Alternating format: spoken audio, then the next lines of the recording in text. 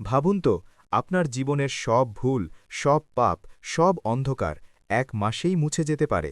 হ্যাঁ, এমন এক মাস আছে যে মাসে জান্নাতের দরজা খুলে দেওয়া হয়, জাহান্নামের দরজা বন্ধ করা হয়, আর শয়তানকে শিকলবন্দি করা হয়। সে মাস রমজান। আজ আমরা জানব সহি হাদিসে উল্লেখিত সেই ৩টি আমল যেগুলো ঈমান ও সাওয়াবের আশায় করলে পূর্বের গুনাহ মাপ হওয়ার সুসংবাদ এসেছে। ১. রমজানের রোজা। রাসূল সাল্লাল্লাহু আলাইহি ওয়াসাল্লাম বলেছেন, যে ব্যক্তি ঈমান ও সাওয়াবের আশায় রমজানের রোজা রাখে তার পূর্বের গুনাহ মাপ করা হয়। বর্ণিত সহি বুখারী ও সহি মুসলিম। ব্যাখ্যা: ঈমানের সাথে অর্থাৎ রোজা আল্লাহর হুকুম মনে করে রাখা। সাওয়াবের আশায় লোক দেখানো নয়, শুধুই আল্লাহর সন্তুষ্টির জন্য। রোজা শুধু না খেয়ে থাকা নয়, চোখের রোজা অর্থাৎ হারাম না দেখা, জিহ্বার রোজা অর্থাৎ মিথ্যা গীবাত থেকে বাঁচা, অন্তরের রোজা অর্থাৎ হিংসা রিয়া ত্যাগ। গুরুত্বপূর্ণ কথা, আলেমরা বলেন এই হাদিসে সাধারণত সাগীরা গুনাহ মাফের কথা বলা হয়েছে, কবিরা গুনাহ হলে খাঁটি তওবা জরুরি। ২. রমজানে কিয়াম বা তারাবি, রাতের কান্না, গুনাহের ক্ষমা। রাসূল সাল্লাল্লাহু আলাইহি ওয়াসাল্লাম বলেছেন, যে ব্যক্তি ঈমান ও সাওয়াবের আশায় রমজানে কিয়াম করে তার পূর্বের গুনাহ মাপ করা হয়। বর্ণিত সহি বুখারী ও সহি মুসলিম। প্রশ্ন হল, কিয়াম কি?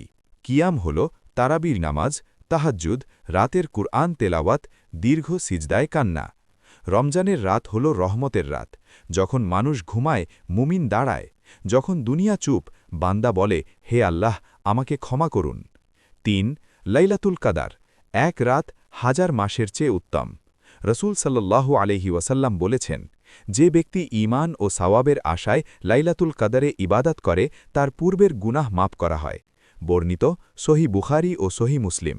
কুরআনে আল্লাহ বলেন সূরা আল কাদারে, লাইলাতুল কাদার হাজার মাসের চেয়ে উত্তম। কি করবেন এই রাতে? বেশি বেশি দোয়া, ইস্তেগফার, কুরআন তেলাওয়াত। এই দোয়া পড়ুন, আল্লাহুম্মা ইন্নাকা আফুগুন তুহিব্বুল আফওয়া ফাআফু আন্নি। হে আল্লাহ, আপনি ক্ষমাশীল, আমাকে ক্ষমা করুন। শেষ 10 রাতের বিজোড় রাতগুলোতে খোঁজ করুন, 21, 23, 25, 27, 29।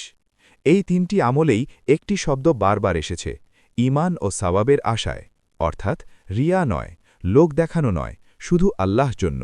আর যদি বড় গুনাহ থাকে, খাঁটি তওবা, আর মানুষের হক থাকলে তা আদায় করতে হবে।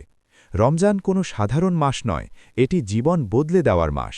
মাত্র 3টি আমল: 1. রোজা, 2. কিয়াম, 3. লাইলাতুল কাদারের ইবাদত।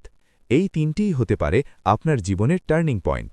হয়তো এটাই সেই রমজান যা আপনার অতীত মুছে দিয়ে নতুন এক শুরু দেবে।